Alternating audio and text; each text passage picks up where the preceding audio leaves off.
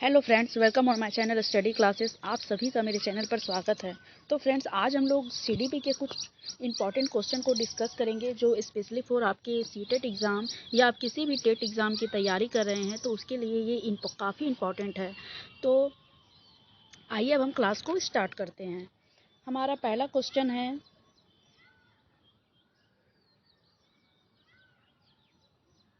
निम्नलिखित में से कौन सी विशेषता प्रतिभावान शिक्षार्थी की है। आइए अब हम इसके ऑप्शंस को देखते हैं। यदि कक्षा की गतिविधियां अधिक चुनौतीपूर्ण नहीं होती हैं तो वह कम प्रेरित अनुभव करते हैं और ऊब जाते हैं। या ऑप्शन नंबर 2, वह बहुत ही तुनक मिजाज होते हैं। या ऑप्शन 3, वह रस्सी व्यवहार करते हैं जैसे हाथ थपथपाना, डोलना आदि। या ऑप्शन नंबर 4, वह आक्रामक और कुंठित हो जाते हैं। तो फ्रेंड्स, इसका जो आंसर होगा वो होगा ऑप्शन नंबर 1 कि यदि कक्षा की गतिविधियां अगर चुनौतीपूर्ण नहीं होती है, उनके लायक नहीं होती है तो वो ऊब जाते हैं। तो फ्रेंड्स, इसका जो आंसर होगा वो होगा ऑप्शन नंबर 1, क्योंकि ऐसे विद्यार्थी हमेशा ऐसे कार्य को पसंद करते हैं जो उनके लिए चुनौतीपूर्ण हो। अगर वैसा ना उनको मिल पाता है तो इस स्थिति में क्या होता है कि वो ऊब जाते हैं। और आइए अब हम और भी ऑप्शंस को डिस्कस कर लेते हैं। वह बहुत तुनुक मिजाजी होते हैं, तो ये ऑप्शन सही नहीं है कि वो तुनुक मिजाजी होते हैं। और वह रस्सी व्यवहार करते हैं जैसे हाथ थपथपाना, तो ये भी प्रतिभावान विद्यार्थी की विशेषता नहीं है। और आक्रामक और कुंठित हो जाते हैं, तो ये भी ऑप्शन नहीं होगा। तो ऑप्शन नंबर 1 जो है वो बिल्कुल करेक्ट है कि अगर गतिविधि उनके चुनौतीपूर्ण अगर उनको नहीं लगती है और ज़्यादा आसान होती है तो उससे वो ऊब जाते हैं। अब आइए हम नेक्स्ट क्वेश्चन को डिस्कस करते हैं। क्वेश्चन नंबर 2, एक शिक्षिका अपनी प्राथमिक कक्षा में प्रभावी अधिगम को बढ़ा सकती है ड्रिल और अभ्यास के द्वारा, अपने विद्यार्थियों में प्रतियोगिता को प्रोत्साहन करके, या विषय को विद्यार्थियों के जीवन से संबंधित करके, या अधिगम को छोटी छोटी उपलब्धियों के लिए पुरस्कार देके। तो फ्रेंड्स, इसका जो आंसर होगा वो होगा ऑप्शन नंबर 3 कि विषय वस्तु को विद्यार्थी के जीवन से संबंधित करके। अगर विषय वस्तु को विद्यार्थी के जीवन से संबंधित करके अगर टीचर उनको पढ़ाते हैं तो ये उनके लिए काफ़ी सक्रिय होते हैं। और ऐसी स्थिति में बच्चे जो है वो काफ़ी बेहतर तरीके से सीखते हैं, क्योंकि बच्चे जो होते हैं वो जानकारी के सक्रिय प्राप्तकर्ता, समस्या समाधान करता और पर्यावरण के सक्रिय अन्वेषण कहलाते हैं। तो फ्रेंड्स, इसका जो आंसर होगा वो होगा ऑप्शन नंबर 3, ड्रिल और अभ्यास कराना, यानी कि बार बार ड्रिल कराना, ये कोई सही ऑप्शन नहीं है। तो ऑप्शन नंबर 1 नहीं होगा। और अपने विद्यार्थियों में प्रतियोगिता को प्रोत्साहन करना, तो ये भी सही नहीं है। और अधिगम को में छोटी छोटी उपलब्धियों के लिए पुरस्कार देना, तो ये भी सही नहीं है कि बच्चे को हर चीज़ के लिए अगर छोटा छोटा के लिए पुरस्कार दिया जाए तो ये भी एक बेहतर अधिगम नहीं हो पाएगा। तो फ्रेंड्स, इसका जो आंसर होगा वो होगा ऑप्शन नंबर 3। अब आइए हम नेक्स्ट क्वेश्चन को देखते हैं। क्वेश्चन नंबर 3, बच्चों के बारे में निम्नलिखित में से कौन से सही है। बच्चे जानकारी के निष्क्रिय प्राप्त करता है, या बच्चे समस्या समाधान करता है, या बच्चे वैज्ञानिक शोध करता है, या बच्चे पर्यावरण के सक्रिय अन्वेषण है। तो फ्रेंड्स, इसका जो आंसर होगा, अब आइए हम इसको ऑप्शन को देखते हैं। ऑप्शन नंबर बी, सी या डी होगा। या ऑप्शन नंबर 2 बी, ए, बी, सी, डी होगा। या ऑप्शन नंबर 3 ए, बी और सी होगा। या ऑप्शन नंबर 4 ए, बी और डी होगा। तो फ्रेंड्स, इसका जो आंसर होगा, आइए अब हम इसको डिस्कस करते हैं। बच्चे जानकारी के निष्क्रिय प्राप्त करता, तो ये ऑप्शन गलत है, क्योंकि बच्चे जानकारी के निष्क्रिय नहीं बल्कि वो सक्रिय प्राप्त करता होते हैं। वो पैसिव नहीं बल्कि वो एक्टिव होते हैं। और बच्चे समस्या के समाधान करता होते हैं, तो ये भी बात बिल्कुल सही है कि बच्चे समस्या समाधान करता होते हैं। बच्चे के सामने अगर कोई समस्या दी जाती है तो समस्या को सॉल्व करते हैं। बच्चे वैज्ञानिक शोध करता है, तो ये बात भी बिल्कुल करेक्ट है कि बच्चे वैज्ञानिक शोध करता हैं। और बच्चे पर्यावरण के सक्रिय अन्वेषण है, तो ये ऑप्शन भी बिल्कुल करेक्ट है। तो इसका जो ऑप्शन नंबर 1 जो है बी, सी और डी वो बिल्कुल करेक्ट होगा। और इसमें ऑप्शन नंबर ए जो है वो बिल्कुल गलत है। तो अब हम तीनों ऑप्शन को अगर देखते हैं तो तीनों ऑप्शन में ए है जो कि गलत है, तो इस वजह से ये तीनों ऑप्शन गलत है और ऑप्शन नंबर 1 जो है वो बिल्कुल करेक्ट है। तो फ्रेंड्स, एग्ज़ाम में आप इस तरीके से क्वेश्चन को काटना भी सीखें, क्योंकि इस तरीके से भी आप क्वेश्चन को सॉल्व कर सकते हैं। जो आपके लिए काफ़ी इम्पॉर्टेंट होगा। अब आइए हम आगे देखते हैं। क्वेश्चन नंबर 4, विद्यार्थी में संप्रत्यात्मक विकास को प्रोत्साहन देने के लिए निम्नलिखित में से कौन सी विधि सबसे प्रभावी है? ऑप्शन नंबर 1, यदि करने के लिए कहकर विद्यार्थियों के गलत विचारों को सही विचारों में बदलना, या विद्यार्थियों को बहुत से उदाहरण देना और उन्हें तर्क शक्ति का उपयोग करने के लिए प्रोत्साहित करना, या जब तक विद्यार्थी में वांछित संप्रत्यात्मक परिवर्तन ना हो जाए तब तक उनके लिए दंड का उपयोग करना, या ऑप्शन नंबर 4, पुराने प्रत्ययों से किसी संदर्भ के बिना नए प्रत्ययों को अपने आप समझा जाना चाहिए। तो फ्रेंड्स, इसका जो आंसर होगा वो होगा ऑप्शन नंबर 2, कि विद्यार्थी को बहुत से उदाहरण देना चाहिए और ताकि वो अपनी तर्क शक्ति को उपयोग कर सके। यानी कि जब हम बच्चों के सामने बहुत सारे उदाहरण देंगे, बहुत सारे एग्जाम्पल उनके सामने पेश करेंगे, तो वो अपने तर्क शक्ति का प्रयोग करेंगे कि क्या सही है और क्या गलत है, क्या करना चाहिए और क्या नहीं करना चाहिए, तो और किस तरीके से अपने प्रॉब्लम को सॉल्व करना चाहिए। तो इस तरीके से ये जो है वो बिल्कुल करेक्ट है। और यदि करने के लिए कहकर विद्यार्थियों को गलत विचार, ऐसा ये बिल्कुल गलत है कि विद्यार्थी के अगर मन में कोई गलत विचार है तो उनको हम सही विचारों में बदल दें। अगर उनके मन में कोई गलत विचार है तो उनको सही विचारों में बदलने के लिए उनको बहुत सारे कौशल सिखाए जा सकते हैं, या उनको कुछ उदाहरण भी पेश किए जा सकते हैं। तो ये जो ऑप्शन नंबर 1 जो दिया हुआ है ये करेक्ट नहीं है। ये ज़्यादा एक्टिव ऑप्शन नहीं है। इससे ज़्यादा बेस्ट ऑप्शन जो है वो ऑप्शन नंबर 2 है। और जब तक विद्यार्थी में वांछित संप्रत्यात्मक परिवर्तन ना हो जाए तब तक उनको दंड देना तो बिल्कुल गलत है, क्योंकि बच्चों को एनसीएफ ये कहता है कि बच्चों को दंड नहीं देना है। अगर बच्चा कोई भी अगर गलती करता है तो उसमें बच्चे की नहीं बल्कि एक टीचर की गलती होगी। इसलिए बच्चा जो है वो भगवान है और बच्चों को किसी रूप में कोई भी पनिशमेंट नहीं देना है। अगर फ्रेंड्स आपको ऑप्शन में कभी भी बच्चों को पनिशमेंट देने की बात की जाए तो वो जो ऑप्शन है वो नेगेटिव और इशारा करता है, इसलिए उस ऑप्शन को आप गलत ही माने। अब आइए हम आगे ऑप्शन को देखते हैं। पुराने प्रत्ययों से किसी संदर्भ के बिना नए प्रत्ययों को अपने आप समझा जाना। तो ये बात तो बिल्कुल सही नहीं है कि पुराने संप्रत्यय के बिना नए संप्रत्यय को समझा जाना, क्योंकि पुराने जो संप्रत्यय होते हैं वो भी नई चीज़ को सीखने में हमारे काफ़ी सहयोग करते हैं। तो इस तरीके से ऑप्शन नंबर जो 4 है वो भी करेक्ट नहीं है। तो इसमें ऑप्शन नंबर 2 जो दिया हुआ है वो बिल्कुल करेक्ट है। अब आइए हम नेक्स्ट क्वेश्चन को डिस्कस करते हैं। क्वेश्चन नंबर 5, प्राथमिक विद्यालय के बच्चे उस वातावरण में सबसे प्रभावी ढंग से सीखेंगे जहां शिक्षक एकाधिकारवादी है और स्पष्ट उदार आदेश देता है कि क्या किया जाना चाहिए, या ऑप्शन नंबर 2, जहां मूल रूप से पढ़ने लिखने और गणित की संज्ञानात्मक कुशलताओं पर ही ध्यान का केंद्र होता है और बल दिया जाता है, या ऑप्शन नंबर 3, जहां शिक्षक सारे अधिगमों में आगे होते हैं और विद्यार्थियों से निष्क्रिय रहने की अपेक्षा करते हैं। आइए अब हम ऑप्शन नंबर 4 को देखते हैं, जहां उनकी संवेगात्मक आवश्यकताओं की पूर्ति होती है और वे अनुभव करते हैं कि वे महत्वपूर्ण हैं। तो प्राथमिक विद्यालय में बच्चे उस वातावरण में बेहतर तरीके से सीखते हैं जहाँ उनकी संवेगात्मक आवश्यकताओं की पूर्ति होती है और वे अनुभव करते हैं कि वे महत्वपूर्ण हैं। तो इसका जो ऑप्शन नंबर 4 जो दिया हुआ है वो बिल्कुल करेक्ट है, कि बच्चे के संवेगात्मक आवश्यकताओं की पूर्ति होना काफ़ी ज़रूरी है।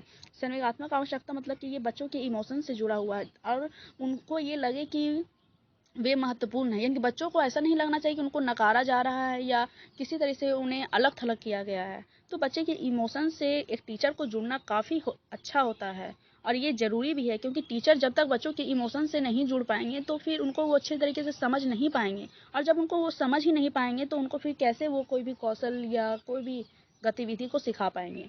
आइए अब हम आगे के ऑप्शन को इसमें डिस्कस करते हैं कि जहाँ शिक्षक एकाधिकारवादी टीचर को नहीं होना चाहिए, और ये जो ऑप्शन है वो गलत है, और जहाँ मूल रूप से पढ़ने लिखने और गणित की संज्ञानात्मक कुशलताओं पर ही ध्यान का केंद्र होता है और इस पर बल दिया जाता है।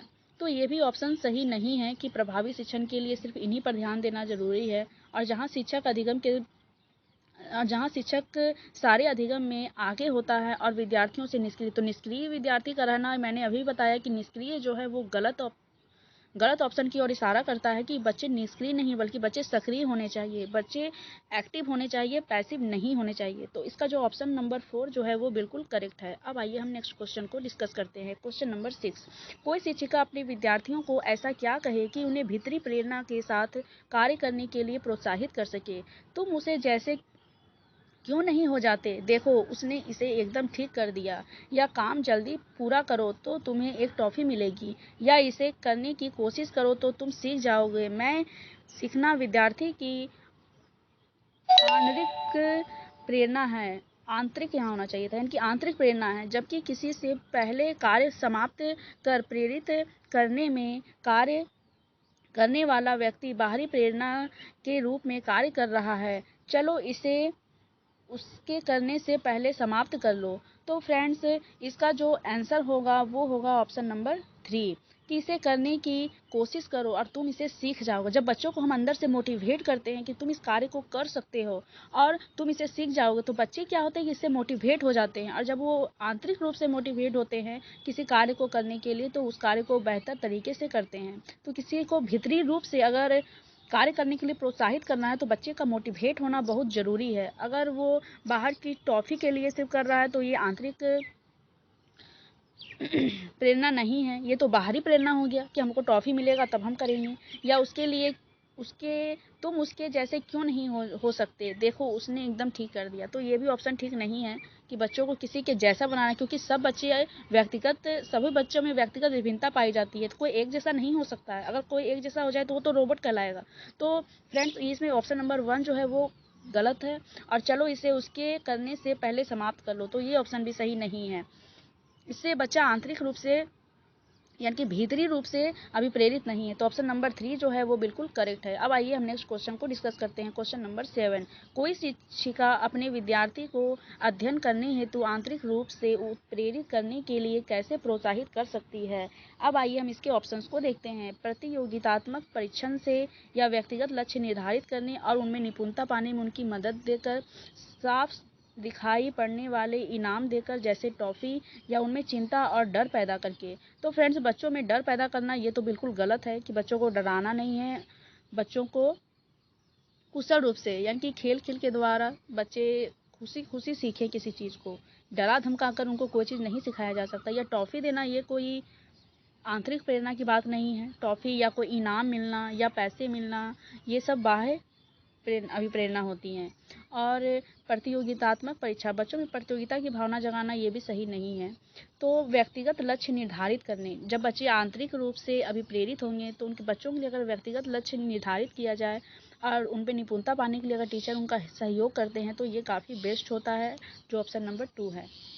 अब आइए हम नेक्स्ट क्वेश्चन को डिस्कस करते हैं। क्वेश्चन नंबर 8, किसी प्रारंभिक कक्षा में प्रभावशाली शिक्षक का उद्देश्य विद्यार्थियों को प्रेरित करना होगा, रट कर याद करने के लिए जिससे वे प्रत्यास्मरण करने में अच्छे बने, दंडात्मक उपायों का प्रयोग करके जिससे वे शिक्षक का सम्मान करें, ऐसे काम करने के लिए जिससे परीक्षा के अंत में वे अच्छे अंक प्राप्त कर सकें, या सीखने के लिए जिससे वे जिज्ञासु बने और सीखने के लिए ही सीखना पसंद करें।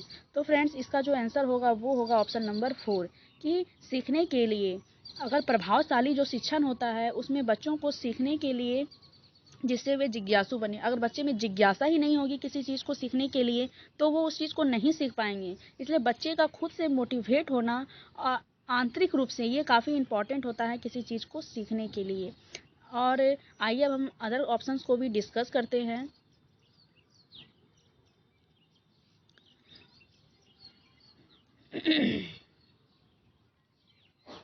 इसमें अदर ऑप्शंस जो दिया हुआ है वो है कि रट कर, बच्चों को रटने के लिए बिल्कुल भी नहीं सिखाना। रट्टाफिकेशन जो है वो एनसीएफ इसको बिल्कुल भी गलत मानता है कि बच्चों को रटाना नहीं है बल्कि उनको समझ के साथ सिखाना है। और दंड का प्रयोग तो बिल्कुल भी नहीं करना है, क्योंकि बच्चे को दंड नहीं देना है, बच्चों को सहयोग के माध्यम से प्रेम पूर्वक सिखाना है। दंड एनसीएफ इस चीज़ को नहीं मानता है और ये काफ़ी गलत भी है। और ऐसे काम करने के लिए जिससे परीक्षा के अंत में अच्छे नंबर पा सके, तो कोई अच्छे नंबर लाना एक प्रभावशाली शिक्षण नहीं होता है। तो फ्रेंड्स इसका जो आंसर होगा वो होगा ऑप्शन नंबर 4। अब आइए हम नेक्स्ट क्वेश्चन को देखते हैं। कोई शिक्षिका अपने विद्यार्थियों को ऐसा क्या कहे कि उन्हें भीतरी प्रेरणा के साथ कार्य करने के लिए प्रोत्साहित कर सके। तो फ्रेंड्स ये क्वेश्चन जो है वो रिपीट हो गया है, इसका आंसर क्या होगा वो आप कमेंट बॉक्स में ज़रूर बताएं, क्योंकि इसे मैंने अभी तुरंत समझाया है। अब आइए हम नेक्स्ट क्वेश्चन को डिस्कस करते हैं। क्वेश्चन नंबर 10, लेव वाइगोस्की के अनुसार संज्ञानात्मक विकास का मूल कारण क्या है। आप ये याद करें कि लेव वाइगोस्की के अनुसार पूछा गया है। तो अभी कुछ ही दिन पहले मैंने लेव वाइगोस्की की थ्योरी भी डिस्कस की है। अगर आपने उस थ्योरी को देखी होगी, मेरी बातों को अच्छे से समझा होगा, तो आप इसका आंसर आराम से दे पाएंगे। सामाजिक अन्योन्य क्रिया, मानसिक प्रारूपों, स्कीमाज का समायोजन, उद्दीपन अनुक्रिया युग्मज या संतुलन। तो फ्रेंड्स इसका जो आंसर होगा वो होगा ऑप्शन नंबर 1, क्योंकि लेव वाइगोस्की ने अपनी थ्योरी में समाज, संस्कृति और भाषा को काफ़ी महत्व दिया है कि किस तरीके से बच्चे समाज में अंतर क्रिया करके अनेक कौशल को सीखते हैं। तो फ्रेंड्स इसका जो आंसर होगा वो होगा ऑप्शन नंबर 1। अब आइए हम नेक्स्ट क्वेश्चन को देखते हैं। क्वेश्चन नंबर 11, किसी प्रगतिशील कक्षा की व्यवस्था में शिक्षक एक ऐसे वातावरण को उपलब्ध कराकर अधिगम को सुगम बनाता है जो नियामक हो, समावेशन को हतोत्साहित करता हो, आवृत्ति को बढ़ावा देता हो या खोज को प्रोत्साहन देता हो। तो प्रगतिशील कक्षा की व्यवस्था में शिक्षक को ऐसे वातावरण उत्पन्न करने चाहिए जो खोज को प्रोत्साहन देता है। अगर बच्चे में खोज करने की प्रवृत्ति को बढ़ाया जाता है तो इससे बच्चे अनेक कौशल को सीखते हैं, क्योंकि बच्चे एनसीएफ ये कहता है कि बच्चों को हमेशा करके सिखाना बेहतर होता है। तो ये ऑप्शन नंबर 4 जो है वो बिल्कुल करेक्ट है। अब आइए हम नेक्स्ट क्वेश्चन को डिस्कस करते हैं। क्वेश्चन नंबर 12, अपनी कक्षा की व्यक्तिगत विभिन्नताओं से निपटने के लिए शिक्षक को चाहिए कि बच्चों को उनके अंकों के आधार पर अलग कर उनको नामित करें या बच्चों से बातचीत करें और उनके दृष्टिकोण को महत्व दें, विद्यार्थियों के लिए कठोर नियम बनाएं या शिक्षण और आकलन के समान और मानक तरीके हों। तो फ्रेंड्स इसका जो आंसर होगा वो होगा ऑप्शन नंबर 2 कि बच्चों से बातचीत करें और उनके दृष्टिकोण को महत्व दें, क्योंकि बच्चों से एक टीचर का बात करना और उनके दृष्टिकोण को महत्व देना ये काफ़ी इंपॉर्टेंट होता है। अगर बच्चे के दृष्टिकोण को अगर टीचर महत्व नहीं देते हैं तो उनको ऐसा लगता है कि उनके बात कोई सुन ही नहीं रहा है और ये इससे उनमें नेगेटिव थिंकिंग आ जाती है। तो फ्रेंड्स इसका जो आंसर होगा वो होगा ऑप्शन नंबर 2। अब आइए हम आगे क्वेश्चन को डिस्कस करते हैं। क्वेश्चन नंबर 13, किसी प्रगतिशील कक्षा की व्यवस्था में शिक्षक एक ऐसे वातावरण को उपलब्ध कराकर अधिगम को सुगम बनाता है जो। तो फ्रेंड्स ये क्वेश्चन भी रिपीट हो गया है। अब आइए हम नेक्स्ट क्वेश्चन को देखते हैं। क्वेश्चन नंबर 14, लेव वाइगोस्की के समाज संरचना सिद्धांत में दृढ़ विश्वास रखने वाले शिक्षक के नाते आप अपने बच्चों के आकलन के लिए निम्नलिखित में से किस विधि को वरीयता देंगे। आइए अब हम ऑप्शंस को देखते हैं। मानकीकृत परीक्षण, तथ्यों पर आधारित प्रत्यास्मरण के प्रश्न, वस्तुपरक बहुविकल्पीय प्रकार के प्रश्न या सहयोगी प्रोजेक्ट। तो फ्रेंड्स यहाँ लेव वाइगोस्की की बात की गई है, तो जहाँ लेव वाइगोस्की आ गए वहाँ हमेशा समाज का ही बात किया जाएगा, समाज, संस्कृति और भाषा का। तो बच्चे सहयोग के माध्यम से बेहतर तरीके से सीखते हैं, ये लेव वाइगोस्की ने कहा है। तो इसमें ऑप्शन नंबर 4 जो दिया हुआ है सहयोगी प्रोजेक्ट, यानी कि सहयोग, जब बच्चे समाज में अंतःक्रिया करके सहयोग के माध्यम से एक दूसरे से सीखते हैं तो ये काफी अच्छा होता है। तो इसका जो आंसर होगा वो होगा ऑप्शन नंबर 4।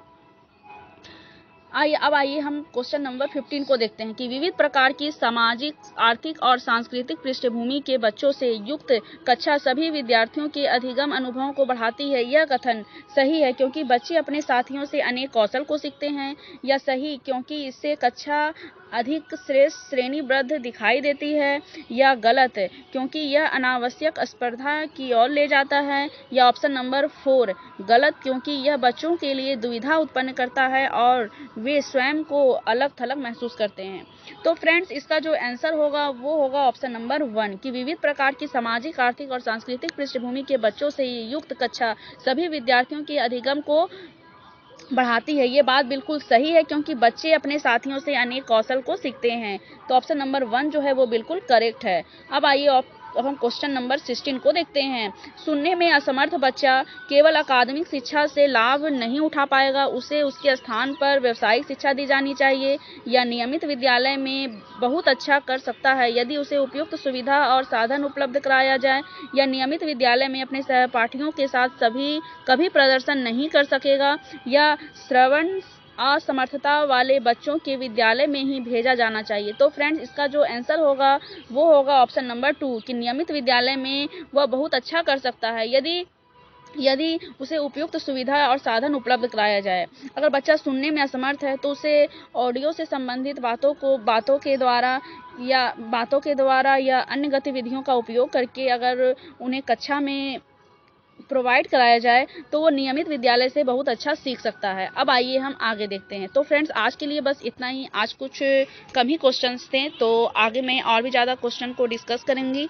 आज के लिए बस इतना ही। अगर आपको मेरी वीडियो अच्छी लगती है तो मेरी वीडियो को लाइक करें, एंड अगर आप मेरे चैनल पर नए हैं तो मेरे चैनल को सब्सक्राइब करें। आज के लिए बस इतना ही। Thank you.